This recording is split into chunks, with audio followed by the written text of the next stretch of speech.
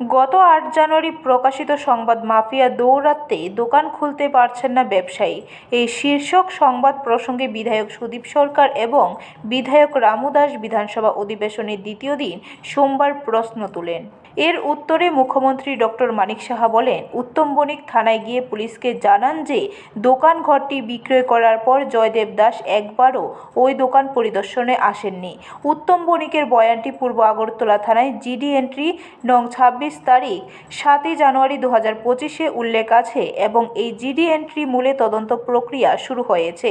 ওই একই দিন শ্রী উত্তম বণিক কোনো এফআইআর দাখিল করতে চাননি। তিনি শুধুমাত্র ওই দোকান ঘরটিকে খোলার জন্য পুলিশের সহায়তা চেয়েছিলেন।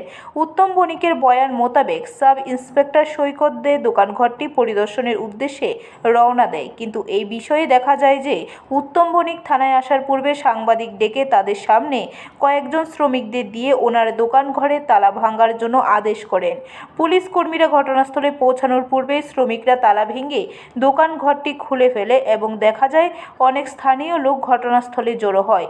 এই সম্পত্তিটি বিতর্কিত এবং দোকান ঘরটির আসল মালিক উত্তম বণিককে দোকান ঘরটি বিক্রয়ের পূর্বে সংস্থাকে দোকান ঘরটি বিক্রয় করবেন বলে কথা দিয়েছিলেন। ক্লাবের সম্পাদকের অভিযোগ মূলে একটি মামলা নথিভুক্ত করা হয়। এই প্রসঙ্গে দুটি মামলা হয় থানায়। গত 7 জানুয়ারি পুলিশ উত্তম বণিক এবং তার পরিবারের নিরাপত্তা নিশ্চিত করে। উত্তম বণিক দোকান ঘরে তালা খোলার জন্য পুলিশের সাহায্য চেয়েছিলেন। বণিক নিজেই তালা ভেঙে তার নিজস্ব তালা দোকান ঘরে লাগিয়ে নিজের ইচ্ছায় পূরণ করেছিলেন, কিন্তু স্থানীয় লোক এবং ক্লাবের সদস্যরা উত্তেজিত হয়ে উঠেছিলেন এবং উত্তম বণিকের ব্যবহারে অপমানিত বোধ করেন, যার ফলে তারা উত্তম বণিক এবং অন্যান্যদের বিরুদ্ধে একটি এফআইআর নথিভুক্ত করেন। ক্লাবের সদস্যরা দোকানঘরটি ক্রয় করতে চেয়েছিলেন যাতে দুর্গাপূজার সময় এই দোকানঘর ব্যবহার করে তারা দর্শনার্থীদের ভিড় নিয়ন্ত্রণ করতে পারেন।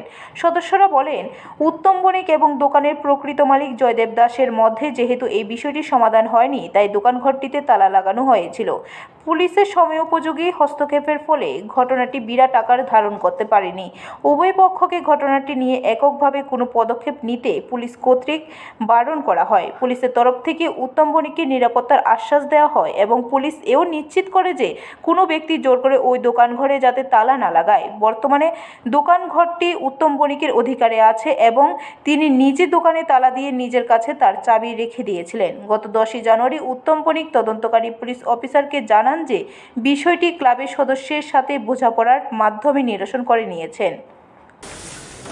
রাজ্যের বিভিন্ন নেশা সামগ্রী ব্যবহারের ব্যাপকতায় রাজ্যের জনমানুষের, বিশেষত ছাত্র ও যুব সমাজে ক্ষতিকর প্রভাব আমরা লক্ষ্য করেছি এবং সেটা গুরুত্বপূর্ণভাবে আমরা দেখেছি এবং নেশা বিরোধী অভিযান ব্যাপকভাবে আমরা শুরু করেছি। এই অভিযানের মধ্যে রাজ্যে বিরাট পরিমাণ বেআইনি নেশা সামগ্রী, NDPS, narcotic, drugs and psychotropic substances article যথা গাঁজা, কফ সিরাপ, নেশা ট্যাবলেট, হেরোইন ইত্যাদি বাজেয়াপ্ত করা হয়েছে। রাজ্যের বিভিন্ন জায়গায় পুলিশ অভিযান চালিয়ে গাঁজা গাছ ধ্বংস করেছে এবং সংশ্লিষ্ট মামলায় অভিযুক্ত ব্যক্তি, সহযোগী ও নেশার উপর চালানকারীদের গ্রেপ্তার করা হয়েছে। বিগত 3 বছরে অর্থাৎ 2022-23 সনে রাজ্যের বিভিন্ন থানায় নথিভুক্ত এনডিপিএস এর মামলার সংখ্যা এবং সংশ্লিষ্ট অপরাধের সাথে জড়িত অভিযুক্তদের সংখ্যার তালিকা আমি আপনাদের সামনে রাখছি। 2022-এ 565টি নথিভুক্ত মামলা, গ্রেপ্তার হয়েছে 759 জন। 2023 নথিভুক্ত মামলার সংখ্যা 633 এবং গ্রেপ্তার হয়েছে 1052। 2024-এ নথিভুক্ত মামলা 470 এবং গ্রেপ্তার হয়েছে 886। মোট নথিভুক্ত মামলা এই 3 বছরে 1665 এবং গ্রেপ্তার হয়েছে 2697। ব্যুরো রিপোর্ট, খবর ত্রিপুরা।